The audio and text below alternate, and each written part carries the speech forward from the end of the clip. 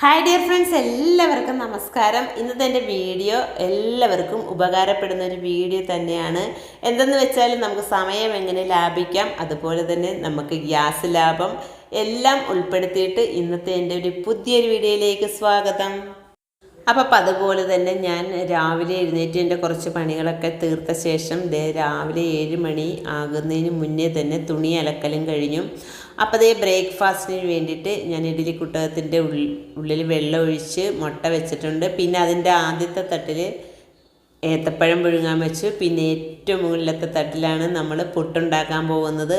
അത് ഒരു വെറൈറ്റി ആയിട്ട് തന്നെയാണ് ഇന്നത്തെ പുട്ടുണ്ടാക്കിയിരിക്കുന്നത്. ടേസ്റ്റിനൊട്ടും കുറവ് വരാതെ തന്നെയാണ് ഇന്നത്തെ പുട്ടുണ്ടാക്കിയിരിക്കുന്നത്.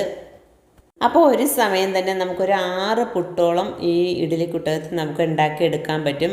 അപ്പോൾ അതിന് വേണ്ടിയിട്ട് ഞാനൊരു ചെറിയ ബൗളാണ് എടുത്തത്. അത് സെറ്റ് ചെയ്ത് ഇതിനകത്ത് ഇപ്പം 4 പുട്ട് മാത്രമേ ഞാൻ വെച്ചിട്ടുള്ളൂ. ഞങ്ങൾക്ക് 4 പേർക്കും വേണ്ടിയിട്ട് നമുക്ക് ഏകദേശം ഒരു 6 പുട്ടോളം ഇതിനകത്ത് സെറ്റ് ചെയ്ത് ചെയ്യാൻ പറ്റും. അപ്പോൾ രാവിലെ ബ്രേക്ക്ഫാസ്റ്റൊക്കെ കഴിഞ്ഞതിന് ശേഷം പിന്നെ മീൻ കറിയാണ് ഞാൻ ഉണ്ടാക്കുന്നത്. അപ്പോൾ സ്പെഷ്യലായിട്ട് തന്നെ ഒരു മീൻ കറിയാണ് ഞാൻ ഉണ്ടാക്കിയേക്കുന്നത്. അപ്പോൾ അതിന് വേണ്ടിയിട്ട് ഞാൻ കേര മീനാണ് ഇന്ന് എടുത്തിരിക്കുന്നത്. സാധാരണ ഉണ്ടാക്കുന്നത് പോലെയല്ല ഇന്ന് ഉണ്ടാക്കിയിരിക്കുന്നത്.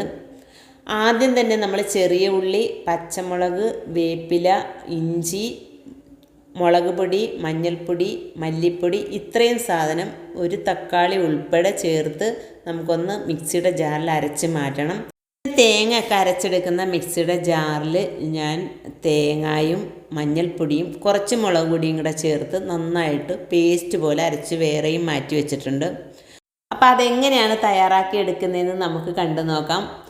ആദ്യം തന്നെ ചട്ടി സ്റ്റൗവിൽ വെച്ചതിന് ശേഷം വെളിച്ചെണ്ണ ഒഴിച്ചു കൊടുക്കുക. അതിലേക്ക് കുറച്ച് കടുകും ഇട്ടതിന് ശേഷം നമ്മൾ ആദ്യം അരച്ച് വെച്ച അരപ്പ് ഇതിലേക്കിട്ട് ഒന്ന് നന്നായിട്ട് മൂത്ത് വന്നതിന് ശേഷം രണ്ടാമത് തേങ്ങ അരച്ച് വെച്ച അതും കൂടെ ചേർത്ത് നന്നായിട്ട് ഇളക്കിയതിന് ശേഷം കുറച്ച് വെള്ളവും കൂടെ ചേർത്ത് പുളിയും ഉപ്പും ചേർത്ത ശേഷം നന്നായിട്ട് തിളച്ചതിന് ശേഷം നമ്മൾ കഴുകി വെച്ചിരിക്കുന്ന മീൻ കഷ്ണങ്ങൾ ചേർത്ത് കൊടുക്കുക.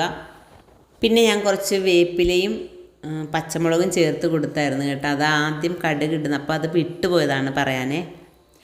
അപ്പോൾ അങ്ങനെ നല്ല അടിപൊളി ഒരു മീൻ കറി നമുക്ക് സെറ്റ് ചെയ്തെടുക്കാൻ പറ്റും.